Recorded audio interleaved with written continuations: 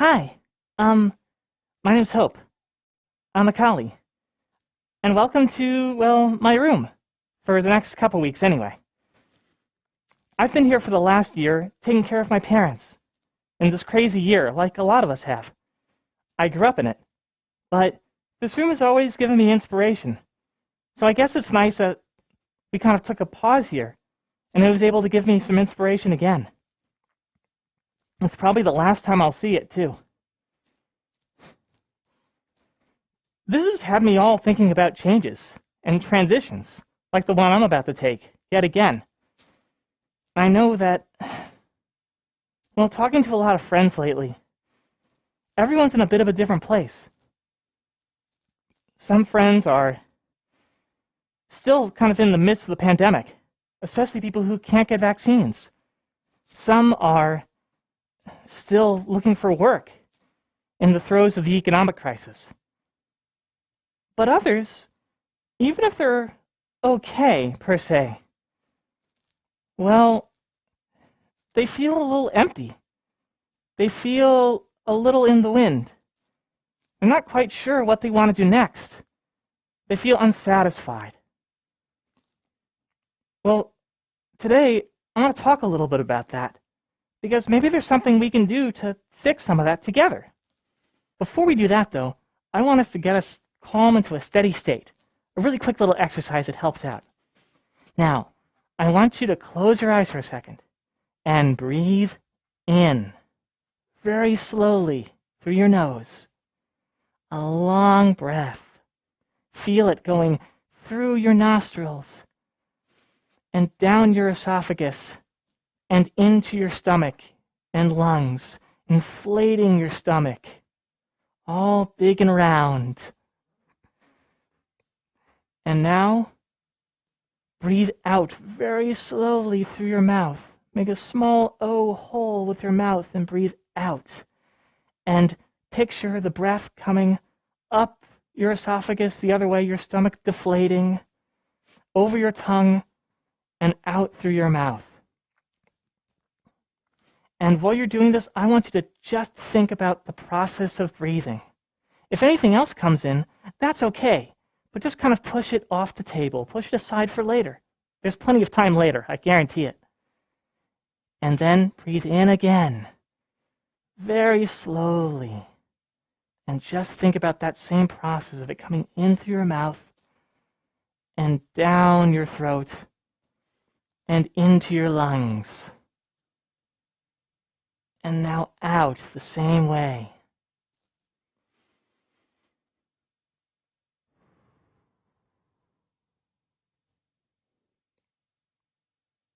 Okay, first of all, it's really, really important to first just take care of yourself.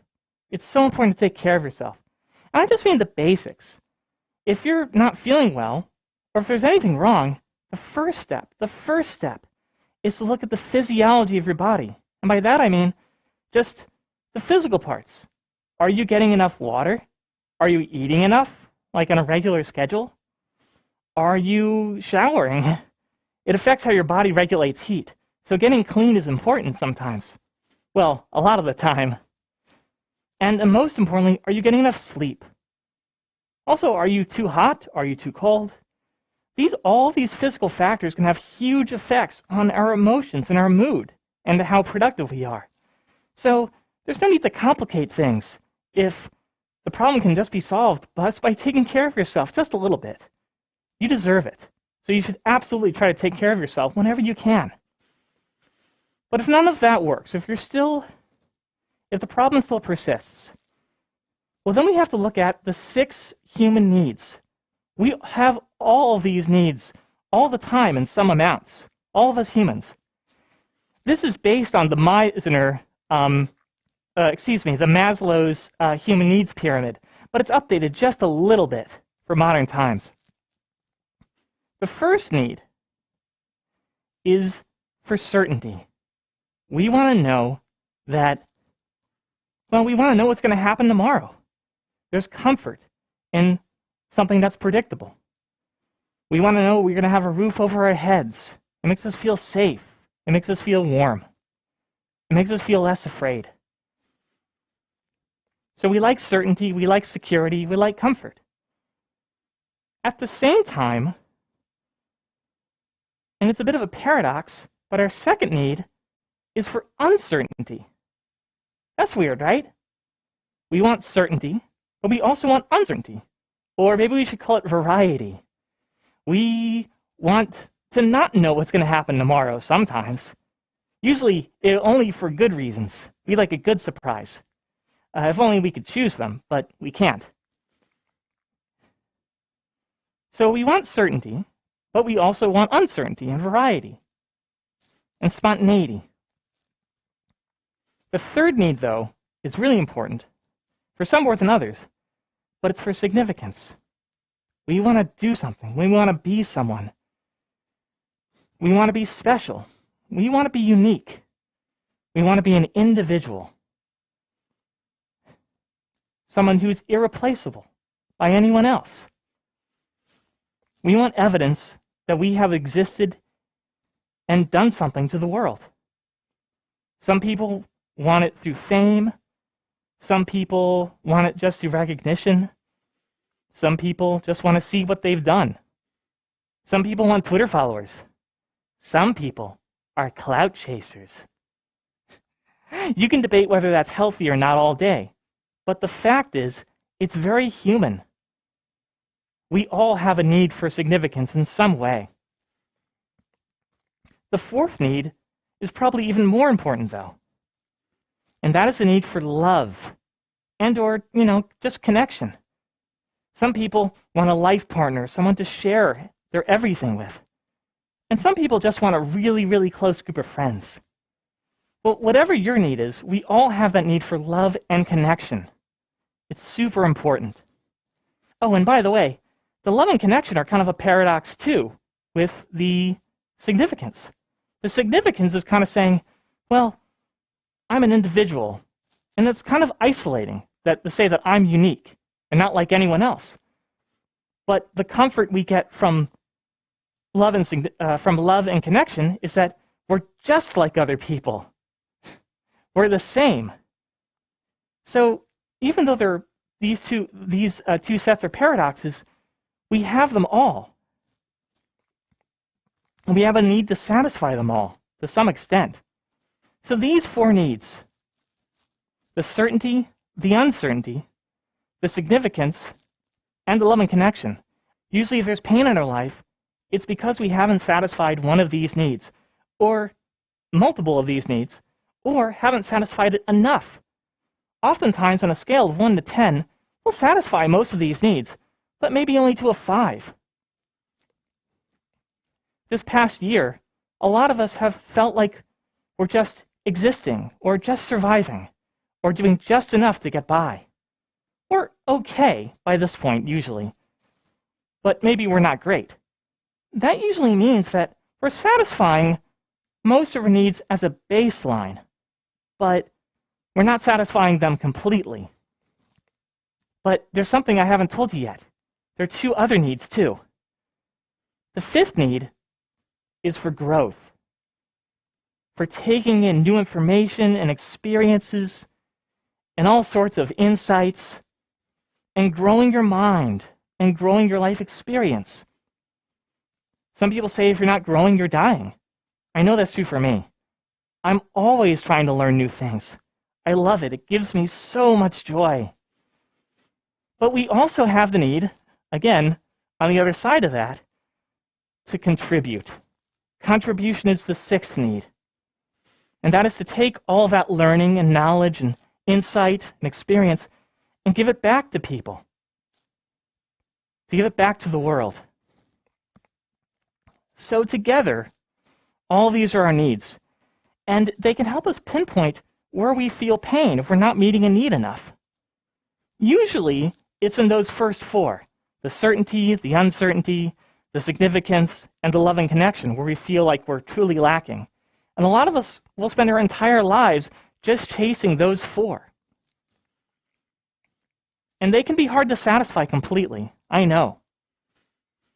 Sometimes, if you think about it, let's try this really quickly. Think about what are your two foremost needs in your head? What are your two top priorities? Okay, so now that you have those, tell me, what are your two top needs by how you live your life day to day? If I was an alien looking in on your life, what two needs would I observe that you're living your life by day to day? Are they the same? I'll bet you they're not. For many people, they're not, especially if you're younger. And that space between the needs that are ideal in our head and the ones we live our life by, there's a big gap. And that gap is the space where that nagging feeling in your heart comes from.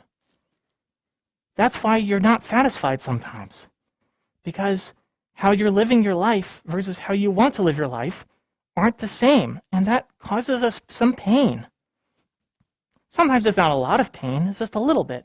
But after a while, especially after a year when we're all been inside, that can nag at you. And usually the reason it's there is because we're afraid. Or we have some other block that makes us unable to cross that chasm, to try something new, to get out of our own circumstance. Whether it be a relationship issue or a job problem or a disability that we have. There's a ton of reasons, but they almost all boil down to belief. We know so little about belief as a species. We study all sorts of things, but we're only just tapping into the power of belief. You only trust science and medicine because, well, you believe it to be true. We've had a lot of opportunities in the last year and a half to see what happens when people believe different things. Things would be completely different if the people who believe one thing believed something else, and vice versa. It's a really powerful concept. And as much as some of us want to say that we're scientific, we're still just human. And we have our beliefs that make us human and imperfect just like anyone else does. But usually when there's something that's dissatisfying, it's because of a belief. It's because you made a decision, usually a long time ago, and sometimes under a lot of stress, times when you weren't at your best. When we're younger, we are dumber. I know I was. And sometimes you were making a decision under a lot of pressure when you didn't have the ability to have a level head. You had to choose right now. And sometimes we regret that decision. But because of that, those decisions make impressions on us. And when push comes to shove later, they can hold us back because we assume, well, I already made that decision. And if I make a similar one, it's going to go the same way because it did before. And it was really painful, and I don't want to feel more pain. But we don't challenge those decisions. We don't challenge those assumptions about who we are. And we pay the price because we trust that we are the way we are. And science has shown that's so far from the truth. We are changing beings. We grow. We learn things. So go back in your mind and look at the decisions that have led you to where you are. And the ones that haven't turned out okay, the ones that have made you go, well, I'm unsatisfied, go ahead and trace back and see if you can figure out why you made the decision you made. And maybe challenge those core assumptions. Because so many of the things we think define us, maybe they don't as much as we thought they did. Maybe if we were to go back and poke some holes in those beliefs and evaluate them all over again, we'd come to a new conclusion. And we have a lot more information. But you might say, I'm doing fine in most of those, but I still feel unsatisfied. I still feel like something's wrong. Oftentimes what that means is that we're not meeting those final two needs, those deeper needs, the need for growth and the need for contribution. I'll often tell people, the moment you think about what you can do for somebody else is the moment that you start to really find what you're meant to be doing. I'm not trying to be a hippie. I really mean it. There's something inside all of us that makes us want to give back, to do something that's larger than just our own little circle of self. And this has been a year when a lot of us have been focusing on a very small version of our world, just us and our loved ones, because we've been afraid, because we've really concentrated on certainty. But now on the other end of it, we're realizing all that certainty may not be, well, it might be a little overrated, as much as sometimes when we're younger, we're desperate for it.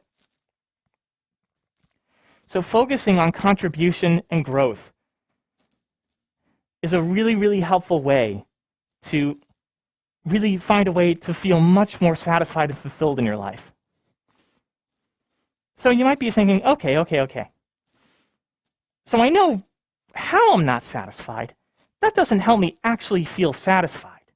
That doesn't really help me build back up. How do I get from A to B? What am I supposed to do? And a lot of people will say, well, I don't really know what I want. I don't know what I want. I'm still young. If I knew what I wanted, I wouldn't be here. I'd be able to guess, I'd at least be able to make a plan and search around and go get it. So there are a few ways to figure out, what do you want to do next? What do you want next? Sometimes there are charts or tests and quizzes, and sometimes they work. Like, what do you like? And what are you good at? And put those together and bam, new life direction. Congratulations. You've passed. Go home. But often those don't work. But one cool way that I like is, let's do the opposite. It's not, what do you like? Or what do you want to do next? It's, what do you hate? What do you really hate? What do you never, ever, ever want to do with yourself? What job do you never want to work? What career do you never want to touch? Well, write that down and write down in detail. What do you hate about it? Is it the people? What about the actual work? What about the pay? What about the environment? What are the aspects of it that make you just shiver when you think about it? And then take the opposite of that. And that can give us a good starting point on maybe a direction you want to point yourself instead. It's counterintuitive, but can actually work really, really well. Another fun thing we can do, well, it's a little scary, but I'm willing to try it if you are. Imagine yourself in 10 years. Realistically, imagine yourself in 10 years. What do you think you're doing in 10 years? Are you still with the same friends? Are you still in the fandom? Do you have a different Sona? Legitimately, what do you look like in 10 years? And think about what kind of things are different in your head and where you'd like to be in 10 years. Sometimes that can give us a little shock and be like, well, actually in 10 years I'd like things to be a little different. And that can at least give you a map of where you want to go. Another strategy that is really fun, actually, is what is called dreamlining. So if you take a piece of paper and just write down stuff that you want, a dream scenario. If money were no object, if time were no object, what do you want? It's okay if they're material. I know everyone says, oh, well, things don't matter. Well, sometimes they matter a little bit. They're nice. We derive joy from them. And we derive a great feeling from what we get to do with those objects. So it's okay to be material here. If it's a new car or a fursuit or living somewhere, whatever it is, just write it all down. Where are you living? Or what kind of environment are you living in? Is it somewhere tropical? Is it in the mountains? Is it in a nice condo in the city? When you wake up in the morning, what are you wearing? What do you look like? Are you toned? Are you skinny? Really, try to kind of have that dream of you in the future, the ideal you. What does a day look like for you? Where are you going to work? Or at least, what are the aspects you like of your dream job, if you had to work? This can give us kind of the other positive side of that. We're just like, not where we think we're going to end up, but where we would, in a dream scenario, love to end up. And then what we can do is work backwards. And we can be like, well, actually, if we look at a lot of the things in here, a lot of them are probably more achievable than we think. We just have to price out, value-wise, what we would have to do to get to that point. And then we can question them and be like, well, do we really want that? Or do we want something that lets us do? Do we want an experience that thing lets us have? But it's important to document those things too. So between all of these methods, it should give us more of an idea of what we want to do next. Again, knowing that when we're learning new things and contributing back to the world, to other people, it's going to make us feel a lot more whole inside. So the final step of that, it's fine to have the plan. It's fine to have ideas. But how do you do them? And this is where things get a little tricky. Because ultimately, for so many of you watching, your core need that is the most important to you is going to be that first one. It's going to be certainty. And the reason is because a lot of us are very afraid, especially when the world is crazy like it has been. We're afraid to take chances because we're afraid of failure. We're so afraid of failure because somewhere in the back of our minds, to us, it means that if I fail, I'm not worthy, and I'm not worthy of love. And we're so afraid of losing love, ultimately. And we're afraid that it makes us unworthy, that it stops us from trying anything. We're so afraid of failure.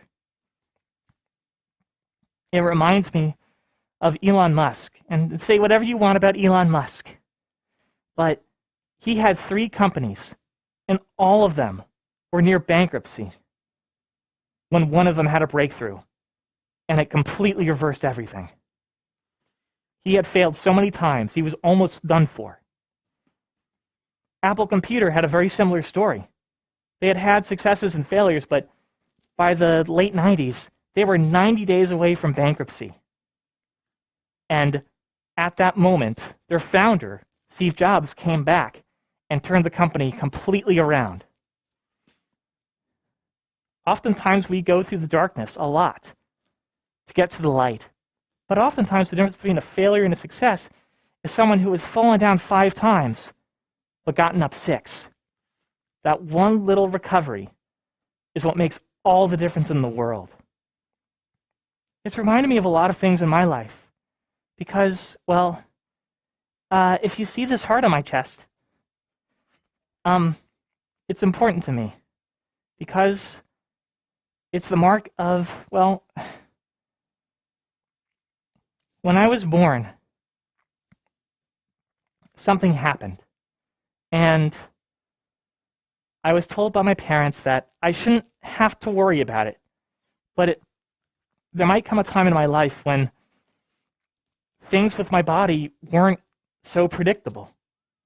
And bad things could happen. And about 10 years ago, things started becoming much more unstable for me. I have to be very careful about what I do and always monitor and take my medication. And the medication is very expensive, too. There have been a lot of stretches in that last 10 years that I've just wanted to give up. I've felt like things were so much of a challenge. There's no way I could do it. But every single time, because of friends, because of loved ones, because of amazing people in my life I've never even met, and just because of a conviction I have Not that hope is easy. Not that hope is always something you can just pick right up and execute on. But simply that hope can be. Simply that hope can be and exist. And that there is light somewhere. I've always been able to push through. And that's why I'm here today with all of you. So, wherever you are in life, whether you're feeling a little unfulfilled, or whether you're simply on hard times and you don't know how to get out of it, you can and you will get through it. I am living proof that you can. These success stories exist everywhere. As living beings, we're amazingly resilient. As human beings, we're especially resilient. We can adapt and we can learn. That's why we have that need for growth, because we can learn. We have so much unexplored capability. And I know that if you work and you try your hardest, you can do amazing things. Anyhow, I know this was a lot, like a lot. But I want to cover a lot of this in more detail. You can find me on Twitter, @HopeKali, and you can search me on YouTube as well. Once I move, I'm going to get a studio, and with lots of fun lights and games, and we're going to have a lot of fun together, I know it. Anyway, enjoy the rest of this amazing weekend. Enjoy the presentations, enjoy the songs, enjoy the concerts, enjoy the fun. I can't wait to meet all of you once we can finally safely meet each other again. And I'll see you along the way. I love you all, and I'm your biggest cheerleader. Bye.